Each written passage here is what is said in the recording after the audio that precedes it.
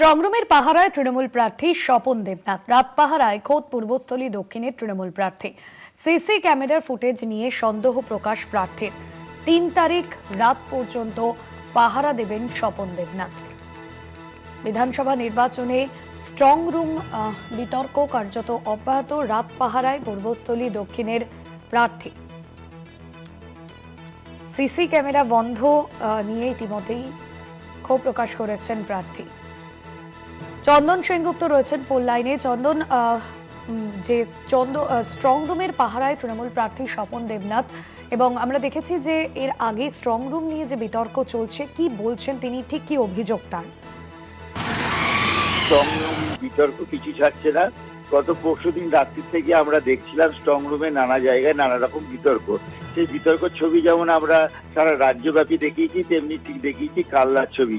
গতকাল রাত্রিবেলায় যে ছবিটা আমরা দেখতে পেলাম, সেখানে পরশুদিনই বলেছিলেন স্বপন দেবনাথ, গতকালকেই বলেছিলেন স্বপন দেবনাথ যে তার আগের দিন অর্থাৎ পরশুদিন রাত্রিবেলা তার কাছে ফোন আসে এবং বলা হয় যে স্ট্রং রুমের ভেতরে কে বা কারা রয়েছে, এবং 2 মিনিট ব্ল্যাক আউট ছিল এবং তিনি মানে নিশ্চিত হতে পারছেন না যে স্ট্রং রুমের ভেতর কিছু হচ্ছে বা হতে চলেছে বা হয়েছে। তাই তিনি নিজে বলেছিলেন তিনি এবার নিজে রাত পাহারা দেবেন। ঠিক সেই তার কথা রেখেছেন। তিনি তার কথা মতো কালকে রাত্রিবেলায় সারা রাত চেয়ার নিয়ে স্ট্রং রুমের সামনে বসেছিলেন এবং তদারকি করেছিলেন। এবং যেটা সব থেকে উল্লেখযোগ্য বিষয়, তিনি বলছেন তিনি ভরসা রাখতে পারছেন না। তিনি একদমই ভরসা রাখতে পারছেন না। তিনি বিগত 7 বছরের বিধায়ক, কিন্তু এবছরে যে তিনি প্রার্থী হয়েছেন, সেই প্রার্থী হিসেবে এমন ঘটনা কোনোদিন তিনি দেখেননি, তিনি অনুভবও করেনি যে তাকে এইভাবে রাত জাগতে হবে।